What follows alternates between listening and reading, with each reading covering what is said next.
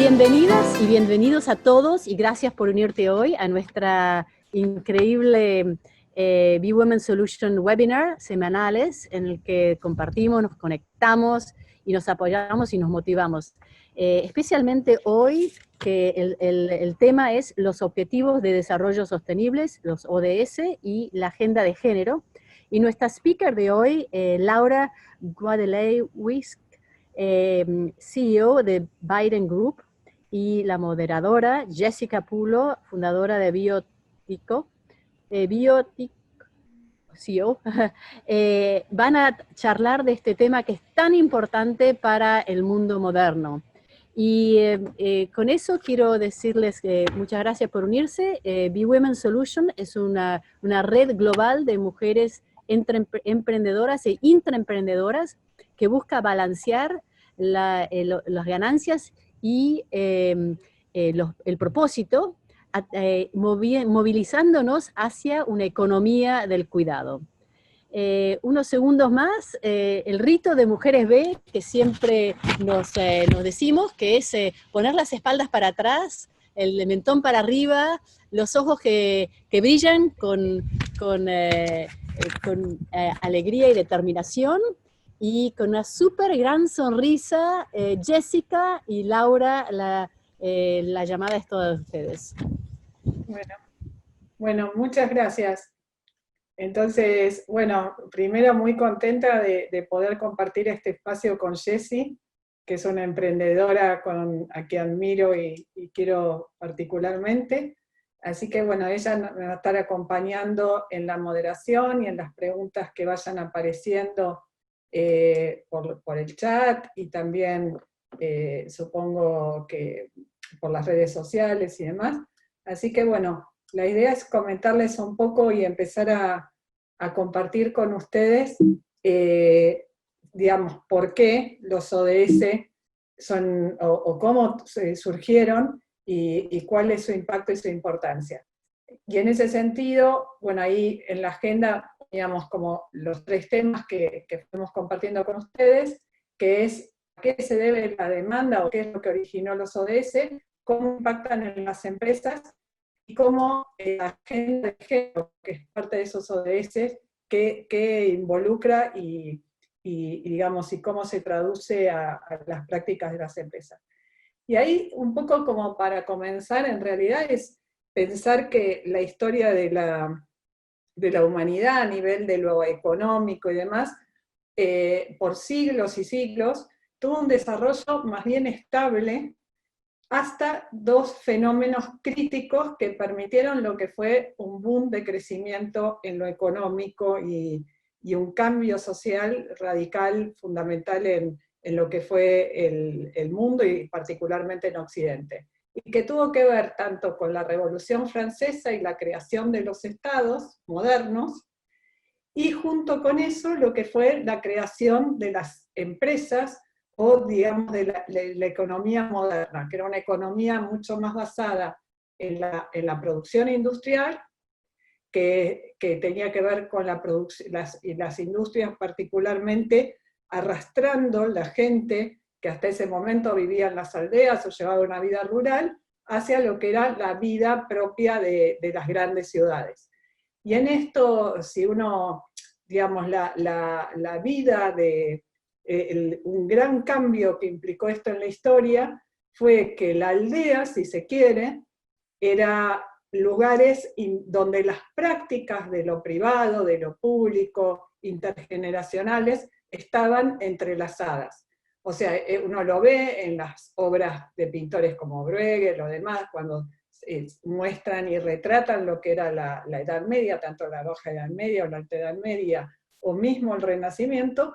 Las sociedades, digamos, el concepto de la diversidad y el concepto digamos, de la vida integrada en las generaciones era, digamos, parte de lo que era la realidad cotidiana.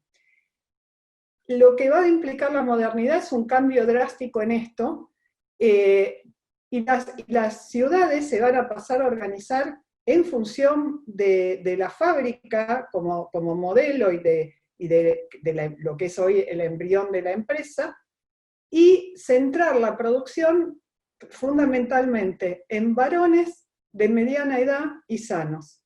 ¿Esto qué implicó? Que quienes no respondían a este modelo productivo pasaban a formar parte de otras instituciones. Por ejemplo, los niños con las escuelas, la escuela moderna nace junto con la fábrica, la familia, concebida como la concebimos hoy, con una madre dedicada a la crianza y un padre que trabaja fuera del hogar, es un fenómeno que nace en esa época, no es así a lo largo de toda la historia. Bueno, este modelo se va a ir consolidando y va a haber un cambio también, como una segunda quiebre en lo que es la historia, que es a partir de la caída del muro de Berlín, y lo que fue el origen del mundo post-binario, ¿no? Donde estaba, si se quiere, los países comunistas y los países capitalistas, a pasar a pensar en un mundo globalizado. La globalización, que nace en los 80 y se profundiza en los 90, nace desde esa fuerte esperanza que traía la caída del muro de Berlín, que era pensar en un mundo más democrático, en un mundo donde todos tuviesen igualdad de oportunidades, y donde la riqueza se pensaba que se iba a ir construyendo fundamentalmente desde el derrame, de que estos países que eran muy ricos y que habían podido en estos años de historia acumular una gran cantidad de poder productivo y una gran cantidad de beneficios económicos y sociales, naturalmente a partir de la globalización esto iba a derramar en el resto del planeta. Esto ya se empieza a ver tempranamente en los 90, que claramente no sucedió, y que claramente el mundo a partir de la globalización pasa a ser un mundo mucho más tensado en lo económico, en lo social y en lo medioambiental, por la enorme exigencia que implicaba este peso en el crecimiento económico y ese foco en las empresas en cada vez ser más grandes, más rentables y el lucro, llevaba a nivel de lo medioambiental en un agotamiento de recursos naturales, contaminación, crisis ecológica y demás, y en lo social al desequilibrio. ¿Por qué? Porque en la globalización llevó no solo a que no desapareciera la pobreza, sino que se incrementara, y que se incrementara también significativamente la brecha entre los más ricos y los más pobres.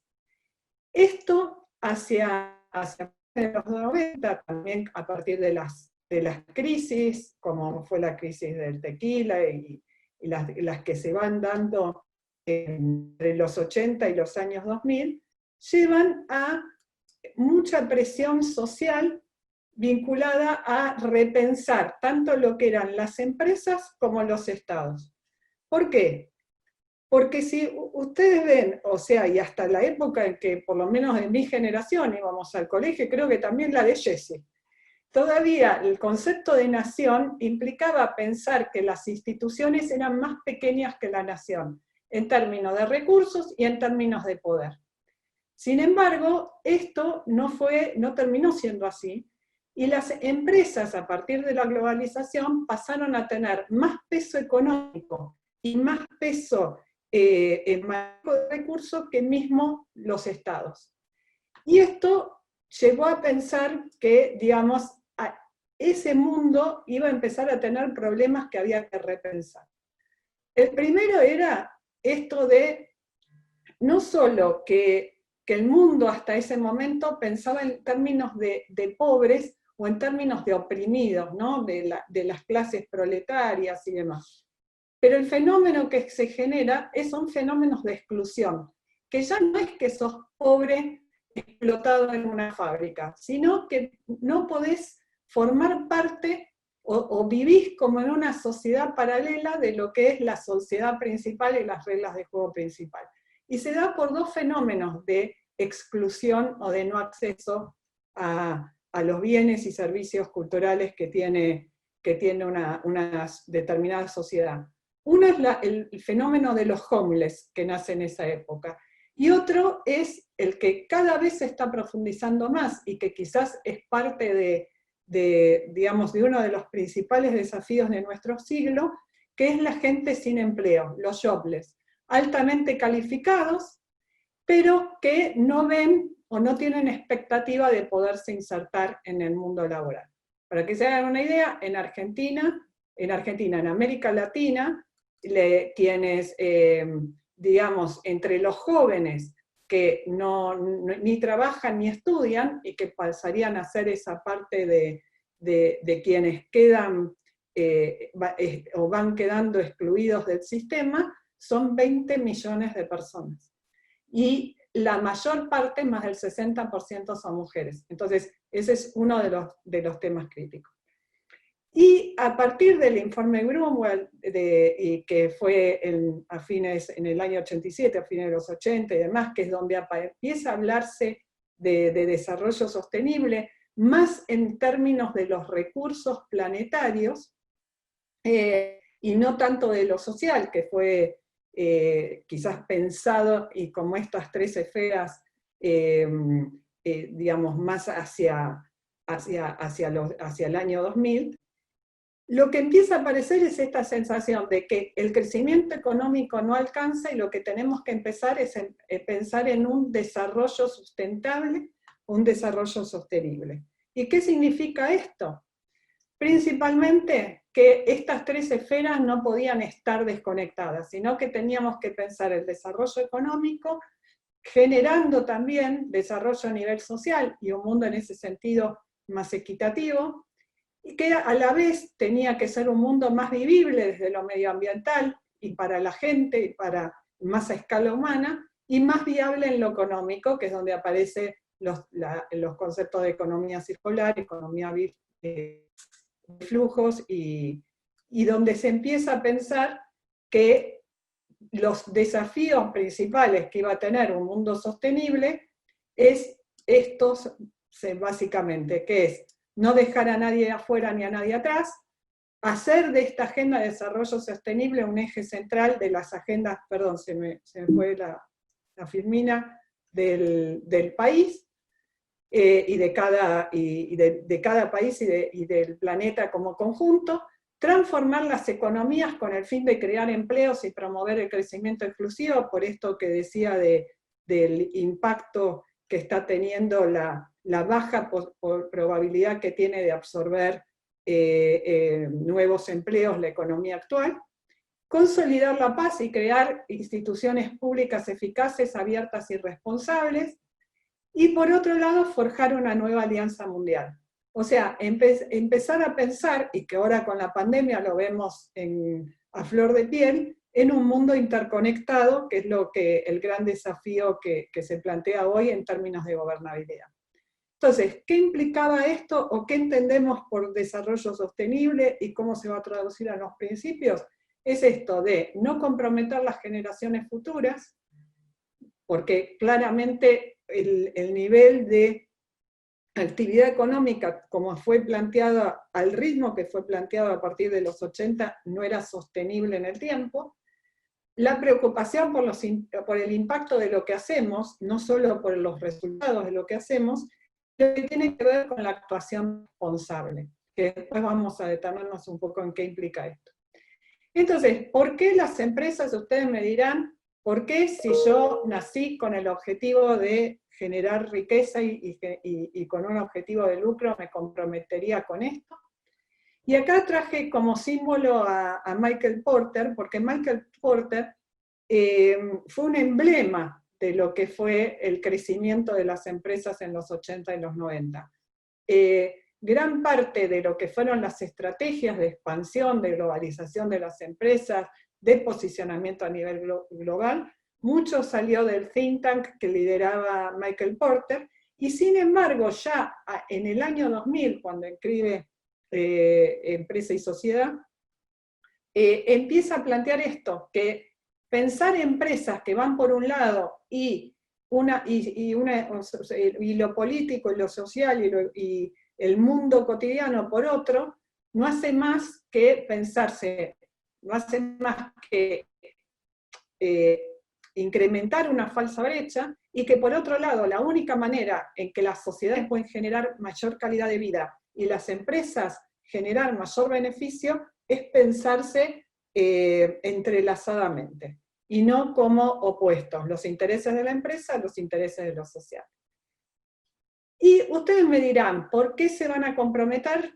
Moda, cosmética, estrategia de negocios. Desde mi punto de vista, hay de todo, digamos. Para muchos es parte de su estrategia de negocio real, y en ese sentido uno puede decir que son empresas que walk the talk, o caminan sobre aquello que declaman. Otras se han sumado más desde un lugar más cosmético, y otras también por moda y demás. Y acá también es un punto importante que no para todas las empresas es fácil realmente un compromiso fuerte con la sostenibilidad. ¿Por qué?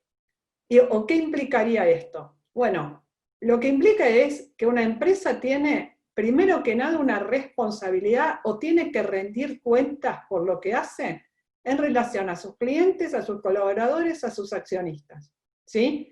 Y para muchos empresarios dicen, bueno, si yo cumplo con todo lo que la sociedad me impone, pago mis impuestos y demás, yo ya con eso ejerzo mi responsabilidad social, no necesito ir más allá de eso.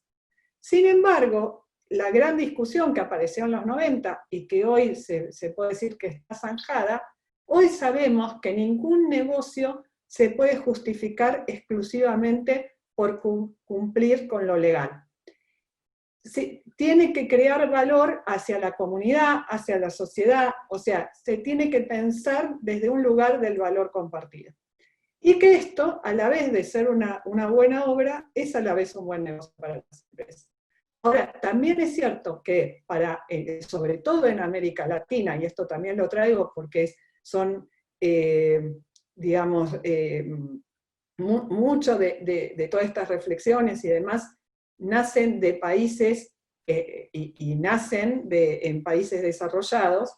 ¿Qué pasa cuando esto impacta en economías como las economías latinoamericanas, donde para muchas pymes incluso, que dicen, bueno, yo quiero abrazar la sostenibilidad, o le interesa esta causa, por otro lado, también es cierto que les cuesta siquiera cumplir el límite de lo legal.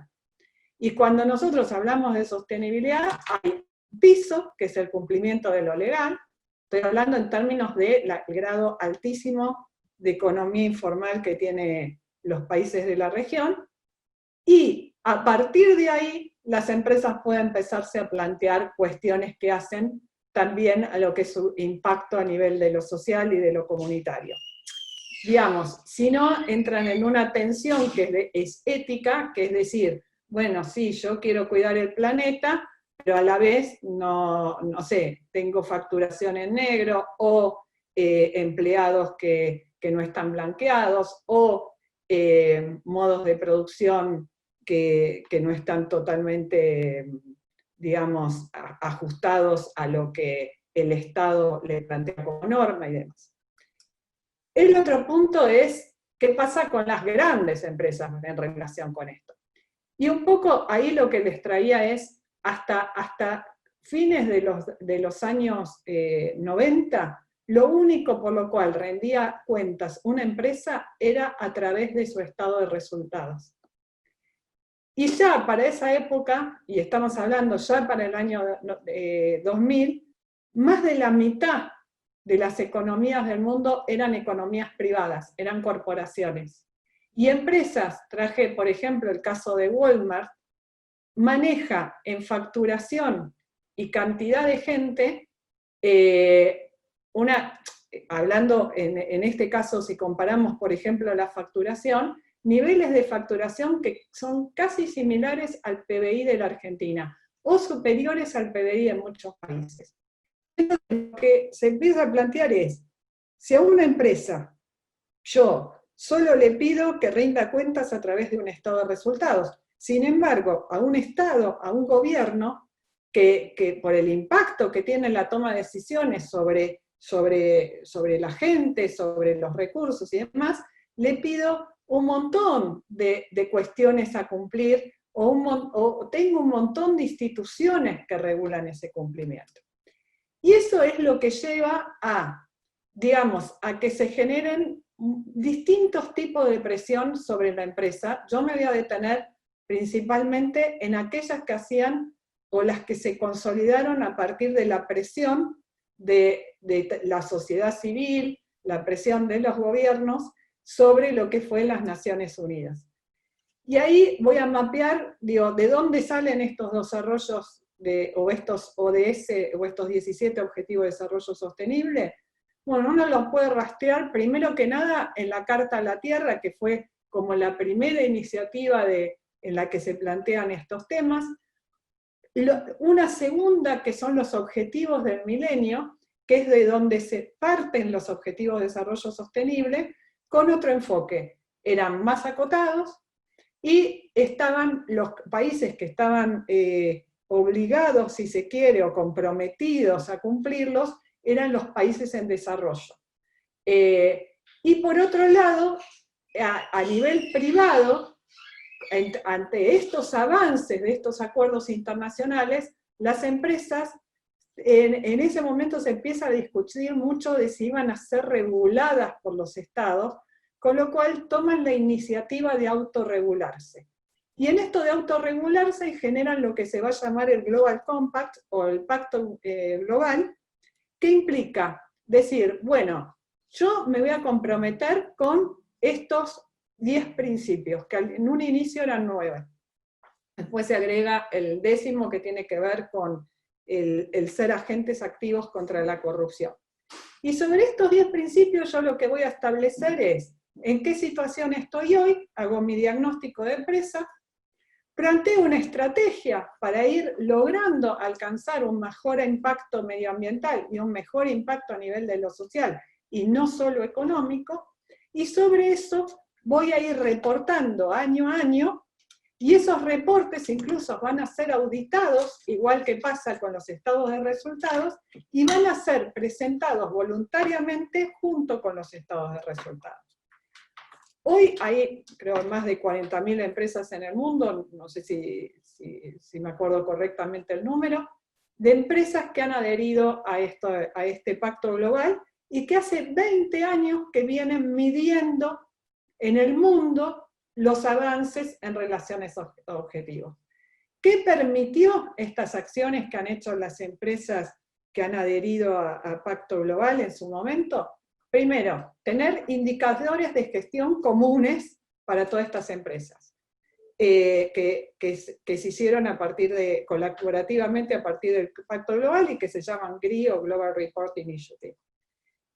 Por otro lado, permitió tener un montón de data, como ahora nos vamos a entrar a género, cuando hablamos brecha salarial, cantidad de mujeres en cargos de decisión y demás, mucha de esa data fue posible construir a partir de que las empresas se autocomprometieron a irlas informando y a ir trabajando sobre eso. Y también es cierto que si yo les leo estos 10 principios, todos estamos claramente de acuerdo que las empresas, por ejemplo, no deberían contratar trabajo infantil. Sin embargo, esto que parece una verdad de perogrullo, cuando es una empresa, por ejemplo, que opera en distintos países, ahí empieza a jugar y empieza a vivir la conflictividad de la tensión con ciertas prácticas locales. Por ejemplo, no es lo mismo el concepto de niño en todos los países del mundo o en todas las culturas. Y también en eso hay una cuestión de, si yo soy una empresa y estoy gerenciando como CEO y quiero gerenciarlo de manera responsable, obviamente que no voy a contratar trabajo infantil. Pero también es cierto que lo que yo entiendo por niño puede no ser lo que entiende esa cultura por niño. Y también ahí, ¿qué es lo que a mí me legitima a imponerle mi única concepción de niñez al resto del mundo, al resto del planeta? Eso es un tema donde lo que quiero mostrar es, con estas cuestiones, la dificultad que tienen estos temas tiene que ver con la sábana corta, y con que lo que se pone en primer plano son dilemas de tipo ético, y es, digamos, lo que hace más compleja la toma de decisiones, ¿no? Y ahí la otra gran cuestión, o la otra gran presión que ha tenido las empresas, es el cambio en lo que se empezó a valorar de una empresa. Cuando en los 80, en los 90, el Made in Japan, el Made in Italy para la ropa, o sea, lo que tenía que ver con la procedencia era importante, o lo que tenía que ver con la calidad era importante y demás, y hoy, o a lo largo del tiempo, lo que uno puede ir viendo es que se fue corriendo esto a valorar más cuestiones blandas, como por ejemplo la reputación, el impacto. Digo, un hotel, como una industria hotelera tan altamente desarrollada a partir de la globalización, 5 estrellas, diamantes, tengo 3 piletas, 4 restaurantes y demás. Y hoy quizás lo que pesa más en la elección de un hotel es lo que otro usuario piensa de ese hotel. Digo, cuando uno ve un hotel, ya no se fija tanto en eso, sino que va a algún sitio donde googlea y sobre eso ve todas las reseñas de qué piensa el resto de ese hotel. Entonces ya no es lo que el hotel me cuenta o me dice, sino lo que piensan otros en relación con eso que yo voy a consumir. Y esto cambia radicalmente la lógica de las empresas. ¿Por qué? Digo, porque antes quizás una empresa estaba centrada básicamente en agregar valor al accionista, o sea, crear valor para que esa empresa valiese más, sus acciones valiesen más, y para que para el accionista sea más rentable. Hoy eso es impensable o inlograble si no se tiene en cuenta satisfacer distintos stakeholders, empleados, medios de comunicación, los clientes, la prensa lo decía, los gobiernos y demás. Uno navega en ese grupo de stakeholders sobre los cuales tiene que pensar a la hora de tomar decisión. Y en ese sentido, la empresa, cuando empieza a pensarse en términos de grupos de interés, lo que uno empieza a ver es que lo que tiene como desafío es crear valor compartido. Y yo digo, bueno, ahí se habla mucho de qué es crear valor compartido. Yo para traducir un poco ese concepto, les preguntaría, no sé, a quienes están conectados, si alguna quiere alzar la voz, levanta la manito y demás, uno con qué asocia empresas, por ejemplo, como Google. Si yo les digo Google, ¿es una empresa de qué? A ver, me vas diciendo, Jessy, si alguien anotó algo en el chat.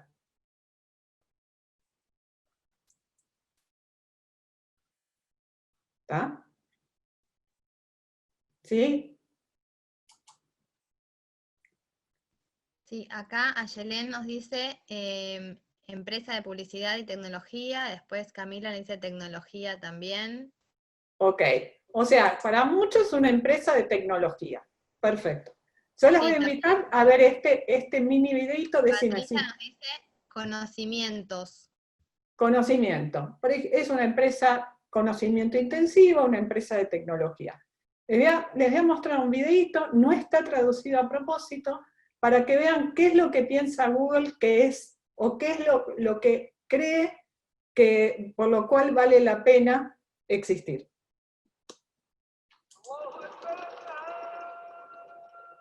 ये मैं ये यूसुफ लौड़े यार सी मेरा लाहौर में हमारे घर के सामने एक बड़ा बाग था।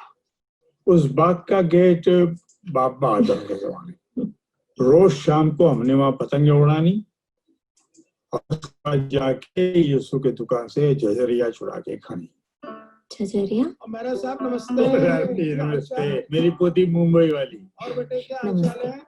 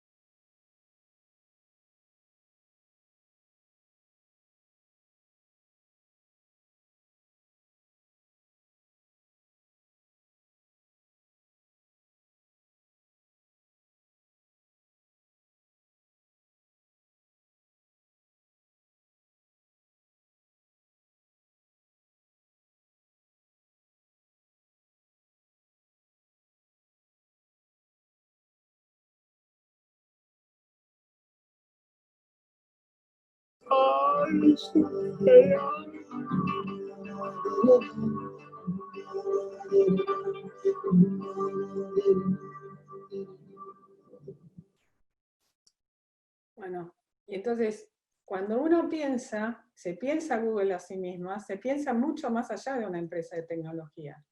Y cuando hablamos de crear valor compartido, lo que hablamos es de esto, es decir, ¿en qué sentido yo voy a cambiar la vida de quienes me rodean? Y lo que se planteaba Google como propósito, o uno ahí cuando ven el video, es esto de hacer de manera simple cosas que antes de Google serían casi imposibles. ¿Sí? Y eso, como propósito de empresa, como objetivo, es lo que da sentido a cada una de las cuestiones que va realizando. Y puede tener grandes éxitos o grandes fracasos, como fue en su momento los Google Glass o demás, pero tiene claro que lo que le da rumbo no es ser una empresa de tecnología más. Y digo, y esa diferencia que parece sutil, fue lo que hizo, si ustedes recuerdan, cuando empezó la Internet, estaba un montón de otros buscadores, estaba Yahoo, estaba Hotmail, no me acuerdo cómo se llamaban, había cualquier cantidad de buscadores. Pero lo que había hecho Google era poner un relojito que indicaba cuánto tiempo vos tardabas en hallar la información que te era relevante. Y esto implicaba ponerse en el lugar del otro. Porque a nosotros, ¿qué es lo que nos interesaba? Es lo que ven en el video. Es rápidamente poder acceder a eso que de otra manera nos sería casi imposible. Hoy no tendría sentido el relojito, pero en su momento, que los sistemas mismos iban aprendiendo, tenía esa relevancia. Y la otra cosa que cuando uno plantea negocios de esta manera, tiene distintas cuestiones críticas. Uno es que el que te da valor y sentido a ese propósito, es el otro, es el usuario. O sea, y esto se vio mucho cuando la gente pensaba que determinadas situaciones, por ejemplo en Facebook, iban a afectar el valor de las acciones, y las acciones bajaron un día o una cosa así, porque rápidamente recuperaron valor, porque la gente no se bajó de Facebook. La gente sentía o siente que Facebook le daba un valor sumamente importante por el cual no estaba dispuesto a renunciar. Eso por un lado. Por otro, implica que para yo lograr hacer eso y colocarme en el lugar y el punto de vista del otro, necesito empresas que valoran la diversidad, pero valoran la diversidad más allá de un eslogan, necesita trabajar y entender lo multicultural y las múltiples necesidades que tiene cada ser humano, y el valor de la innovación. O sea, como tip, no es posible pensar el desarrollo sostenible si no es, primero, desde pensar la innovación requiere diversidad, y por otro lado, la toma de decisiones pensándola siempre en una sábana corta. El hecho de pensar una empresa como una empresa sostenible implica entender que quien lidera tiene que rendir cuentas, que de eso se trata la responsabilidad, el accountability, tiene que rendir cuentas por decisiones donde no hay algo bueno o malo en sí mismo. Lo que hay es cuestiones que las dos pueden tener cuestiones valiosas, y las dos pueden tener cuestiones valiosas que entran en tensión. Y implica jugarse, ir sobre ese camino. Entonces, en ese punto, lo que más hoy hace valer a la empresa no es lo que la empresa dice de sí misma, sino lo que la gente y las sociedades piensan de la empresa. Y en ese punto, lo que empieza o que podemos sintetizar todo esto que venimos trabajando es, ¿por qué yo puedo tener un buen pensamiento de la empresa? Porque tiene en cuenta los distintos grupos de interés, porque piensa no solo en términos económicos, sino también sociales y medioambientales, porque se involucra y se compromete, porque tiene una ética de cuidado y porque está dispuesta a rendir cuentas por lo que hace en primera persona. Y ahí es el valor que tuvieron y tienen los informes de sostenibilidad. Hoy entramos a gran parte o la mayor parte de las empresas, hasta el supermercado, y vemos abajo que dice informe de responsabilidad social, informe de sustentabilidad o demás. Y eso que implica rendir cuentas de cómo compra, cómo vende, ha cambiado la lógica de las empresas y ha cambiado la lógica de los negocios. Caso simple, antes uno iba a un menú, y el menú decía el plato, que podía decir la brisa de la lechuga y el tomate, y un precio. Hoy dice los ingredientes, las calorías, si tiene riesgos para determinados segmentos de la población, y en muchos casos dice la trazabilidad con que esos productos que están ahí son consumidos. Si es con carne que proviene de determinado tipo de cuidado, de cómo fue cultivado esos vegetales y demás. Eso es lo más simple, lo mismo en la industria textil, lo mismo, o sea, la reputación depende de esa posibilidad de comunicar y de actuación ética. Entonces, para resumir, los desafíos de una empresa responsable y sostenible son desafíos éticos, es la calidad de sujeto que promueve, la calidad del mundo y de vida que ampara internamente, los criterios para establecer sus objetivos, que es un poco lo que veíamos en Google, que hoy la empresa madre de Google es la empresa, una de las más valiosas del mundo, y que no está asociado, si ustedes lo ven, otro cambio importante, es que no está asociado a que el usuario pague directamente o le compre directamente algo a estas empresas. El otro punto, entonces, sintetizando, se pasó del foco de ganar dinero a cómo la empresa gana dinero. Hoy y en esto por eso vuelvo al tema de lo legal y lo legítimo. Yo puedo tener empresas, como fue la industria de las gaseosas, que son 100% legales, que crean valor para sus empleados, para sus accionistas, que han sido marcas que han acompañado nuestra mesa más de 100 años, pero cuando se empiezan a ver en jaque, se ven en jaque no porque han hecho algo que está mal a nivel legal, sino porque la gente empieza a pensar que el producto que venden no es saludable para los niños, porque por ejemplo tiene mucho azúcar, porque por ejemplo tiene componentes químicos que no son naturalmente producidos y demás. Entonces, frente a eso, la empresa necesita un proceso de innovación y de reconversión de sus modelos de negocio que lo que hacen es justificar que eso que crean hace algo bueno por la gente y por el entorno. Y es por eso que muchos están virando su negocio hacia nuevos productos. Y en esto también es muy importante que en ese sentido hoy las empresas no valen solo por sus resultados, sino por el impacto que crean. Google, Facebook y demás, o las empresas, o Apple, o las que, y mismo dentro de empresas no tecnológicas que hablamos, como puede ser Natura y demás, el valor está asociado no solo al resultado, sino al impacto. Y que ha sido para muchas de ellas una oportunidad también de competitividad muy fuerte.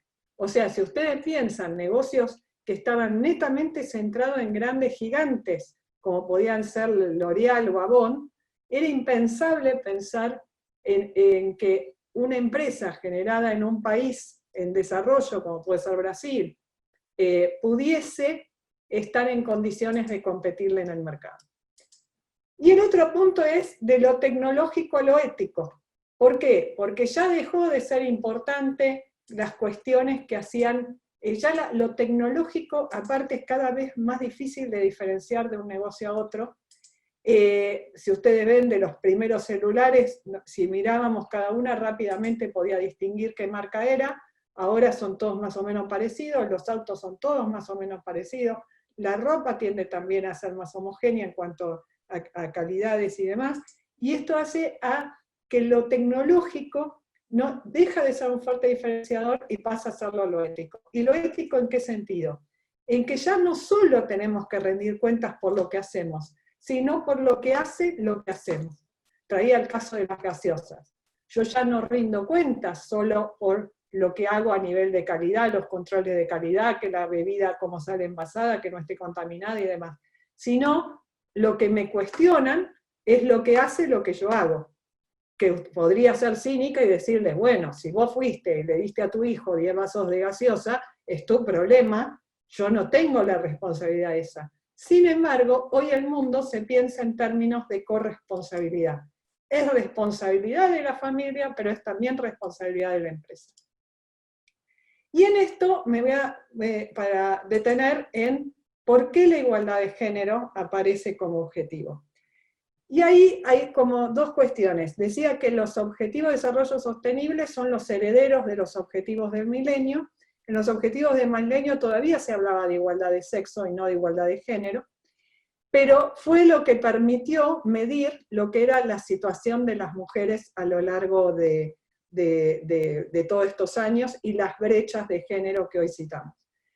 Y si se quiere, hoy podemos decir que estamos viviendo esta tercera ola del feminismo, que es bastante particular, porque los dos movimientos feministas anteriores, uno el sufragista a fines de lo que es 1800, o sea, el siglo XIX y principios del XX, o el segundo movimiento feminista, que fue en el furor de los 70 y principios de los 70, los 60 y principios de los 70, la tercera ola del feminismo, que es esta que nace fuerte a partir del año 2000, viene más impulsada desde los organismos internacionales, y ahí un rol clave lo han tenido determinadas convenciones que se dieron conjuntamente con las que hablábamos vinculadas a los ODS.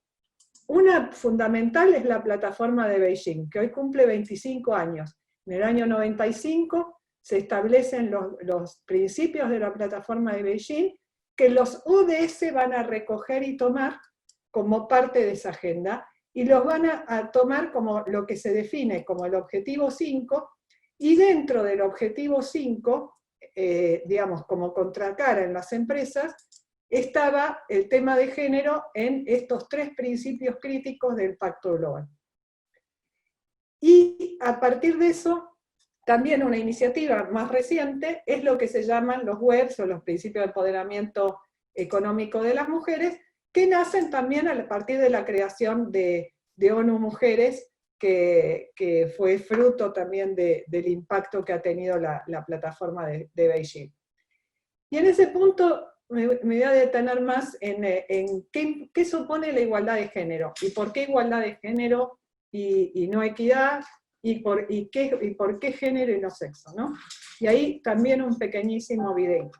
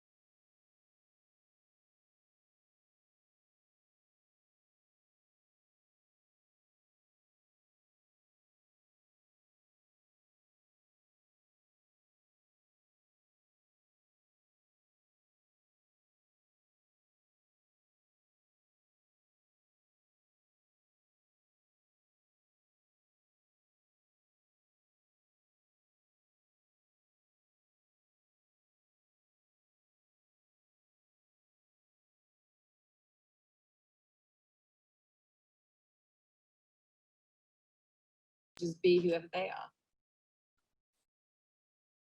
Bueno, les compartí ese pequeño videíto que en realidad es parte de un informe que realizó la BBC, pero porque cuando uno toma lo que es el objetivo 5 de los Objetivos de Desarrollo Sostenible, la primera cuestión que aparece es que el género es tomado como una construcción social. Y todo el trabajo de los ODS, que opera como ley blanda en los países y demás, es entender que el género no está atado al sexo biológico, ¿sí? Y acá hay un doble juego. El ODS 5 recupera mucho de lo que fueron las luchas feministas y lo que fueron los movimientos de igualdad de derechos de las mujeres. Pero en los últimos años, y estos movimientos han precedido lo que puede ser incluso las conceptualizaciones de género. Pero sí a partir de estos últimos años, y ya el ODS, deja de hablar exclusivamente de las mujeres para empezar a entender que, primero, que el género no es binario, y que el trabajo por asegurar los derechos de la mujer implica o tiene que abrir puertas para todas las identidades de género y en ese sentido garantizar la igualdad de oportunidades para todos los sujetos independientemente de su género. Y entonces, en ese sentido, ¿qué involucra la igualdad? ¿Y por qué es igualdad de género, decíamos, y no equidad? Porque se plantea en términos de derechos. O sea, no se discute si las mujeres o los varones son de Venus o de Marte, si somos iguales o no.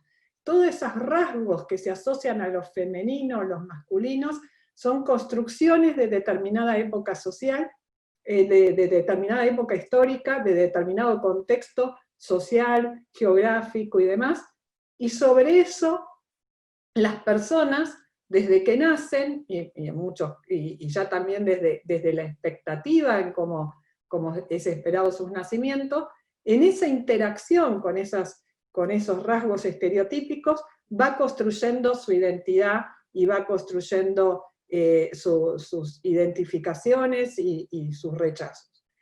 Pero eso no implica, o sea, el que cada persona sea netamente diferente y única, no implica que no tenga iguales derechos. Por eso el objetivo 5 habla de igualdad en términos de derecho, y habla de género en esta concepción no binaria que les comentaba, entendiendo el género como construcción.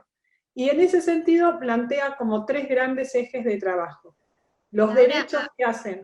Sí. Acá hacen una pregunta. Sí. Dada la recesión que se viene, las mujeres son las más vulnerables con respecto y pobreza. ¿Cuál es tu opinión con respecto a lo que va a pasar en el avance de género que se ha dado hasta ahora, o estos avances van a mermar en los próximos meses dado por el COVID? ¿Cómo se puede evitar volver atrás? Buena pregunta. Ahora entramos, si me permiten, termino un poco de plantear cuáles serían estos derechos que se verían afectados a partir también de la agenda de género, como comentaban, a partir de la pandemia, y ya me pongo con esa pregunta. Decía, y viendo, digo, ¿cuáles serían estos derechos? Los relativos al propio cuerpo, que ahora aparecieron un montón, vinculados, o por lo menos en primer plano, en relación a la pandemia, cuando se habla de la otra pandemia, que tiene que ver, por ejemplo, con lo que hace a la lucha contra la violencia de género. Ese es todo lo que hace a entender que el cuerpo es mío, y las decisiones de las mujeres en relación a su propio cuerpo, vinculadas desde el embarazo, el parto, y el tratamiento de la salud y demás, es una decisión de la mujer sobre su propio cuerpo. La otra gran cuestión es la relativa a los derechos políticos y a la presencia de las mujeres en las mesas de decisión. Que en esto también la pandemia puso en escena que solo 7 países del mundo están conducidos por mujeres, que son el 7% de los líderes políticos. Y esos países han tenido prácticas diferenciales en cuanto a lo que fue el tratamiento o la toma de decisiones en relación a la pandemia. Pero la realidad es que la pandemia a nivel político y a nivel de presencia de las mujeres en la alta dirección nos encuentra con directorios de empresas donde hay todavía una gran cantidad que no tienen sentadas mujeres y un 8% a nivel global de mujeres en alta dirección, en los directorios y en la más alta conducción. Te encuentras con solo 7 países a cargo de mujeres, y te encuentras con una baja posibilidad de incidencia en las mesas de toma de decisiones en lo político. Ese es otra de las cuestiones. Y además en lo relativo a lo económico, que es la autonomía, que tiene que ver con que la mujer no solo gane su dinero, o gaste el dinero, que tiene que ver con esto que a veces se dice, que bueno, que igual el 80% de las decisiones de consumo están en manos de mujeres.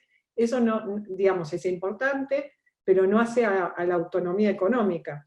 Si a mí viene mi marido, me da el dinero para que lo administre y lo gaste eficientemente, eso no hace a la posibilidad de resguardar mi calidad económica de vida desde mi nacimiento hasta mi muerte. Esto en términos de autonomía en la toma de decisiones, tanto sobre generación de ese dinero como de administración de ese dinero y de constitución de un patrimonio. Para que se hagan una idea, el 87% de las mujeres más ricas del mundo, según el Banco Mundial, delegan la administración del patrimonio en un hombre. ¿Sí? Entonces, claramente ahí hay otra de las brechas importantes. Ahí, en lo del mundo del trabajo, me voy a detener en cuestiones que ya está impactando a nivel de la pandemia. Una de ellas es donde mayor cantidad de empleos se está perdiendo, es en las industrias donde mayor presencia de mujeres hay. Servicios, hotelería, y ni que hablar del trabajo doméstico, donde está la mayor representatividad de las mujeres. Y en los trabajos, como decían, que generalmente menos pagos. Y por otro lado, en aquellas que han accedido a quizás empleos de mayor calidad, también van a ser afectadas por la pandemia. En cuanto a desarrollo de carrera, se está viendo también en las estadísticas de despido, y ni que hablar en lo que fue la visibilización de las responsabilidades de cuidado, que hoy tenemos conciencia del valor económico que tienen las tareas de cuidado en una economía. Pero esto no significa que todavía hoy, en el caso de Argentina, hace 6 meses estamos encerradas, las mujeres no tengan la mayor responsabilidad de esas tareas de cuidado. Y la corresponsabilidad plena todavía es una cuestión que cuesta avanzar. Bueno, y un poco en esto que decíamos, la desigualdad en el mundo de trabajo, que va a estar 100% afectada por lo que hablábamos de la pandemia, es primero que ya en un contexto como el no pandémico, las mujeres tenían una brecha importante en el acceso a los puestos de trabajo. Más o menos el 75% de las mujeres, el 75% de los hombres acceden al trabajo en relación al 50% de las mujeres. Esto según a nivel global. Después la calidad del trabajo a que acceden. Como decíamos, la calidad del trabajo que acceden las mujeres, o donde están sobre representadas, es aquellos que menor poder económico tienen, y donde la calidad del trabajo es, digamos, es más vulnerada. La otra es, una vez que la mujer, pongámosle, accedió a un buen empleo, accedió a un buen trabajo, y trata de hacer carrera, hay como un momento donde desaparecen de las pirámides de las empresas, que es más o menos entre sus 30 y 20, y en las primeras posiciones de gestión, y donde aproximadamente un 25% llegan a cargos directivos. No estoy hablando de directorio, que ya les dije que es el 7%. Pero bueno, no necesariamente la gestión es lo que te conduce a un directorio. Después hablamos de O sea, accedí al trabajo, la brecha salarial, que es quizás lo más conocido o lo más retomado en los medios. Después, además de eso, obviamente, esa brecha salarial y esta menor calidad de empleo va a impactar en los bienes y recursos a los que accedo, como decía, la gestión del patrimonio, el acceso a financiamiento. Parecería que las cuentas de ahorro y demás no tienen género, pero no es así, están afectadas si uno analiza, por ejemplo, las titularidades de cuenta, la mayor parte en los hogares se ponen en nombre de, digamos, de un varón. ¿Y esto qué hace? A que la mujer tiende a no tener historia crediticia, aunque haya generado dinero, porque su dinero pasa a estar bajo la titularidad de esta cuenta que está a cargo de su pareja. Y esto afecta, en el caso de un divorcio, de una viudez y demás, el hecho de la calidad de acceso a servicios financieros. Este es uno de los puntos, hay muchos más. Y otra es la calidad de los seguros de retiro a que acceden por toda la acumulación de factores anteriores, sumándole a que la esperanza de vida de las mujeres es mayor, o sea, van a tener menos dinero para el retiro y van a vivir más años. Bueno, ¿cuáles son los desafíos de las empresas? Y un poco para introducir esa agenda de género. Ahí como algunas cuestiones para, si uno dijera, bueno, voy a trabajar desde los ODS, particularmente en tema de género, creo que lo primero que hay que hacer es analizar cómo se entrelaza con el modelo de negocio. No empezar a hacer como acciones sueltas, ¿sí? Y en ese sentido, para entender eso, cómo se entrelaza con el modelo de negocio, tengo que entender, medir las brechas y ayudar a cerrarlas, la sensibilización como segundo tema. Hoy, digamos, ser mujer no alcanza para entender la agenda de género. Ser mujer, o sea, la experiencia de cada una como mujeres es algo que es insoslayable y cada una tiene derecho a decir sobre su propia experiencia lo que se le da la gana. Esto no nos hace estudiosas del tema de género. Y en ese sentido, muchas de las prácticas que a veces se introducen en las empresas tienden a ser prácticas que no remueven de base o están armadas sin entender demasiado qué implica el tema de género y por lo tanto no hacen más que reproducir las desigualdades. Traigo un ejemplo, licencias por paternidad, ¿no? Decís, bueno, le doy un mes a los padres, a mí con muchos clientes que trabajamos me dicen, pero no se la quiere tomar nadie. ¿Y por qué creen que no se la quiere tomar nadie?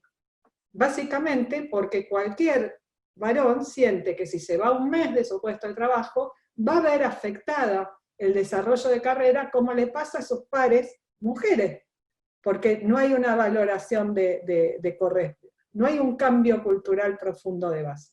Esta es una de las posibles cuestiones. Pero Mira, yo lo único como para cerrar... Acá sí. hicieron una pregunta que es referido a eso, que dice construcciones sociales e identidad. La mente o cerebro de los hombres y mujeres son científicamente iguales, pero la única diferencia es que las mujeres tienen útero y 9 meses de gestación. Pero esta diferencia se utiliza para crear las diferencias que ya son miles de años que se han abusado. Pregunta, ¿cuál es tu opinión sobre cómo o de qué manera o qué acciones se puede hoy hacer para prevenir este tema de muchos sesgos inconscientes?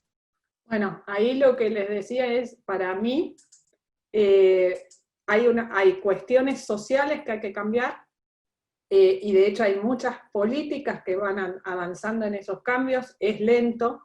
En el caso de la Argentina, hoy tenemos una ley de identidad de género que reconoce el género, y que ya tiene unos cuantos añitos, y que reconoce el género como elección, y que reconoce que el género es móvil a lo largo de las etapas de la vida. Hay leyes vinculadas a la prevención de la violencia de género y demás, pero desde la política queda mucho por hacer. Otro cambio fundamental es, yo puedo cambiar lo político, pero si no cambian las relaciones personales e interpersonales, y todavía creo, o en mi día a día, que si mi marido lava los platos es que me ayuda, y no entiendo que los platos no tienen género, y que es una corresponsabilidad de los cohabitantes de una casa, en realidad ya ahí empieza, esos cambios se tienen que dar para poder irse instalando realmente o ir cerrando las brechas. Y el otro punto importantísimo es el trabajo sobre una misma. O sea, y entender que el género o la igualdad de género no es algo de las mujeres y que nos interpela a las mujeres. Es algo que hace a todo, hace a una sociedad, hace a entender que cada ser humano tenga la posibilidad de desarrollar plenamente su propio proyecto de vida, más allá de los mandatos, más allá de los prejuicios, y en el caso de las mujeres, más allá de las culpas que nos genera someternos a esos prejuicios o rebelarnos de esos prejuicios. Entonces, si ese cambio no se trabaja sobre nosotras mismas, que de eso se trata el empoderamiento, es el poder sobre nosotras mismas y no el poder sobre los varones, es muy difícil que ese cambio se dé. No importa cuánto se impulse desde las legislaciones, no importa cuánto se impulse desde los estados o desde las empresas. Hay una parte que tiene que ver con conocernos a nosotras mismas y cómo estos sesgos nos atraviesan. Y entender, por ejemplo, que pensar la maternidad asociada al útero y demás es un tema cultural.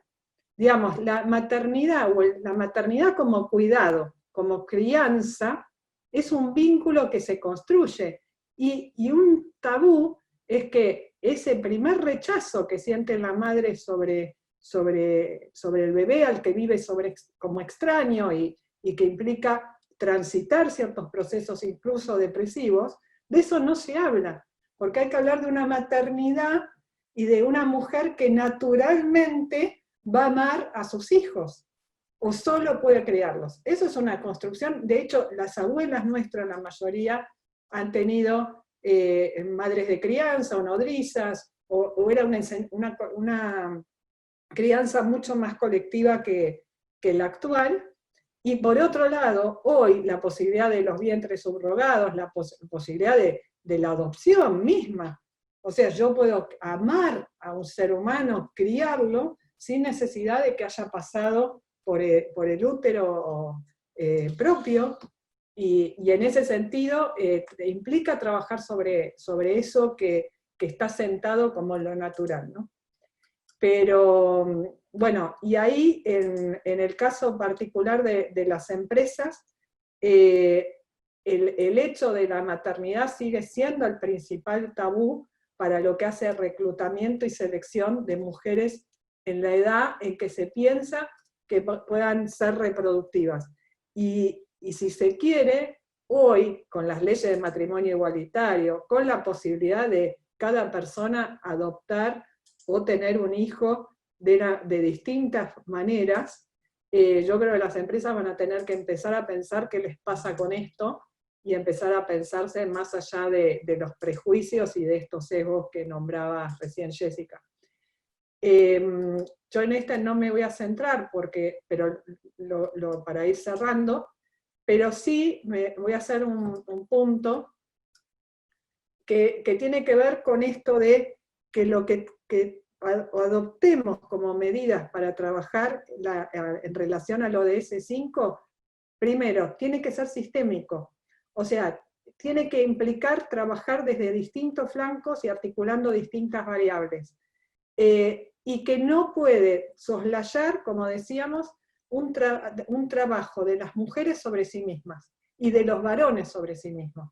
Porque en la medida que no se tenga conciencia de eso, y se sensibilice sobre qué nos pasa con cómo fuimos construidos a partir del género, es muy difícil que esa igualdad se asiente.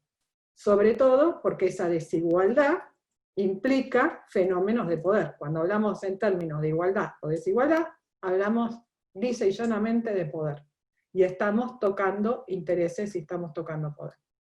Y ahí entonces eso de por qué no alcanzaba. Y bueno, para cerrar y empezar a debatir y abrir las preguntas, un videíto para entender esto de por qué nada cambia si yo no cambio. perdón, no está el video, perdón. Perdón, después lo comparto porque no estaba en el video habilitado. Bueno, entonces, para ir cerrando la charla, preguntas a todas. Mira, acá tenemos una pregunta, dice, trabajo de uno o de una misma, ¿no? Empoderamiento de las mujeres, sacar y relevarnos de los prejuicios, de los sesgos inconscientes, son fundamentales por encima de cualquier otra iniciativa. Ejemplo, cambios de las leyes o de las compañías. Las mujeres a través del mentoreo, ejemplo, voces vitales, es clave para progresar sobre la igualdad, como también conciencia de los hombres. Eso nos comparte Laura. Y después teníamos una pregunta que quedó ¿viste cuando dijiste la diferenciación entre tecnología y, digamos, ética, que es la nueva diferenciación de las empresas? Sí. ¿Y se puede ser que la diferenciación sea la experiencia final de satisfacción por atención? A ver, que la diferencia sea la experiencia final de satisfacción por atención. Quizás puede ser por atención del cliente, la sí, satisfacción. a ver, no sé quién hizo la pregunta y si quiere hablar o aclarar un poco más, si está. La hizo Liliana Castro. Lili, ¿querés comentar la pregunta?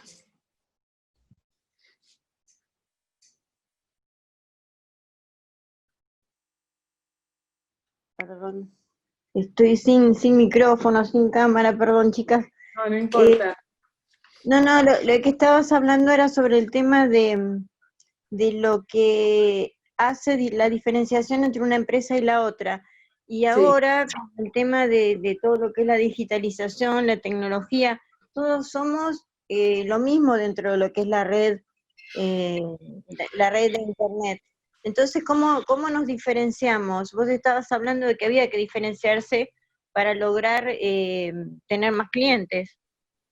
Sí, yo en realidad lo que les decía es que la diferenciación antes, ¿sí?, de las empresas tenía mucho que ver con la tecnología en el sentido de, por ejemplo, con la posibilidad que tenía una empresa de producir algo. O sea, si yo compraba un Rolex, por ejemplo, lo que el Rolex me transmitía era toda una experiencia vinculada a la calidad con que estaba hecho ese reloj, y también en ese sentido un sentido de pertenencia a determinado grupo o determinado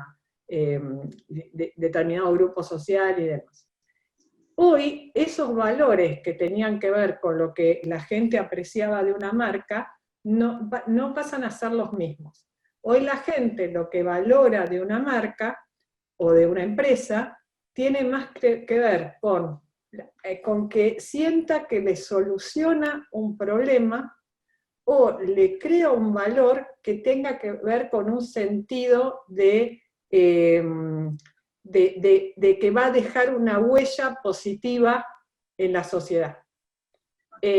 Por ejemplo, les decía, y que tiene que ver con la experiencia, pero no la experiencia del cliente en el sentido tradicional, sino con la posibilidad de que la empresa me resuelva algo que antes me pasaba a ser, por ejemplo, imposible de resolver, que era como en el caso de Google. De ahí me crea un valor, que de hecho es un valor que no está asociado a que yo lo monetice, es un valor que tiene la empresa por su posibilidad misma digamos, o se monetiza indirectamente, no a partir de que yo le compro algo a Google. ¿Está? Entonces, la diferenciación está más asociada a que el otro sienta o sea, a que mi cliente sienta que mi existencia como empresa le cambia la vida en algo positivo en relación a que deje una huella positiva en el entorno. Muchas gracias. Bueno, acá tenemos otra pregunta que seguía después de eso, y es: la corresponsabilidad va a tener un impacto muy grande en el tema de seguro contra acciones legales. Y la pregunta es, Laura, ¿cómo ves este tema y cuál es tu opinión sobre el mismo tema? Que la corresponsabilidad va a tener un impacto Muy grande en el tema de seguro contra acciones legales. Básicamente los seguros, las compañías Sí. de seguro, digamos, las compañías de seguro van a estar muy agobiadas por todo este tipo de temas que pueden surgir. A partir de la pandemia, me decís.